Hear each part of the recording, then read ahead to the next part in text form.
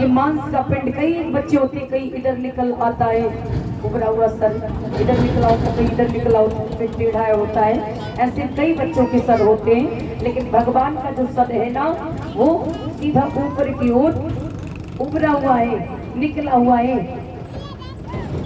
और उभरे हुए सर में आप देख रहे हैं भगवान की प्रतिमा गांठे गांठे जैसी बनी है।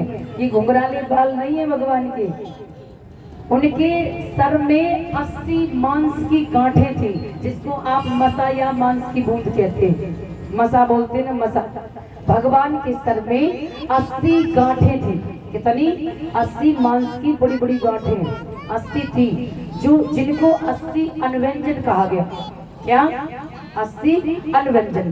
तो एक लक्षण भगवान का आपने देख लिया ना, उभरा हुआ सर, और उसी उभरे हुए सर में 80 अनव्यंजन।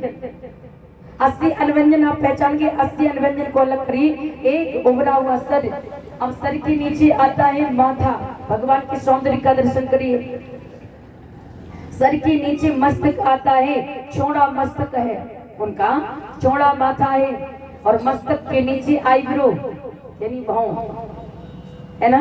भगवान की जो आईब्रो थी ना, वो कैसी है?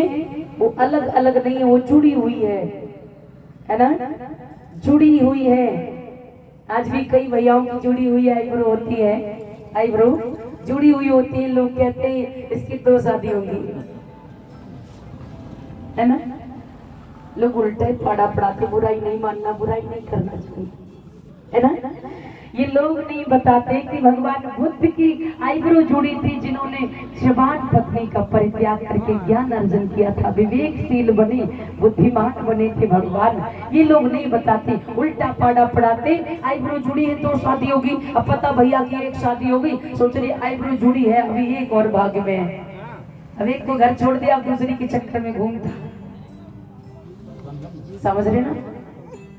अब एक तो है ना, 2 है ना, इसलिए अब 1 शादी होगी, अभी एक और भाग में, अब उसी की तरफ दिमाग है, तो एक के चक्कर में घूमते नहीं। हमारे अंदर क्या है? बुद्ध प्रवेश नहीं करे। बुद्ध क्या कहते हैं? एक स्त्री के अलावा दूसरी स्त्री कौन होनी चाहिए? माँ होनी चाहिए, बहन होनी चाहिए, भाभी होनी चाहिए, चाची, ताई, बेटियां, यही सब होना चाहिए। एक जीवन में पत्नी होनी चाहिए।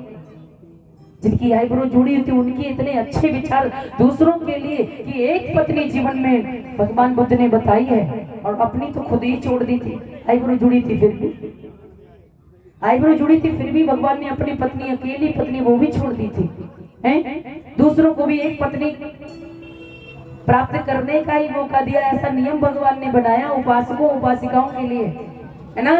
तो ध्यान दें, लोग उल्टा पाड़ा पड़ाते कि हमारे अंदर बुद्ध के गुण प्रवेश नहीं होंगे, हम हमेशा कुमार्ग की ओर ही जाएं, हम हमेशा गलत मार्ग की ओर जाएं, इसलिए लोग हमें गलत दिशा देने का काम करते। निवेदन है, किसी की आईब्रो जुड़ी होवे, आजकल बताएं आईब्रो की तो इतनी बड़ी, इतनी बहुत बुरी दुर्दशा है।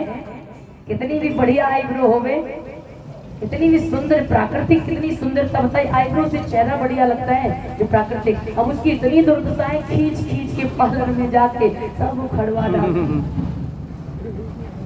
तो खड़वा लेते आईब्रो, फिर इसके बाद उसको ऊपर कम काली लगेगी, फिर उसमें पेंसिल लगानी होती, फिर उसमें मेकअप पोतना होता है। प्राकृतिक आपको सुंदरता की मोहताज रखा क्या? आप सुंदर नहीं है। प्राकृतिक बच्चे बताइए सुंदर नहीं लगते, प्राकृतिक भैया लोग सुंदर नहीं लगते, सब फिजूल फालतू का, ये ओवर एक्टिंग।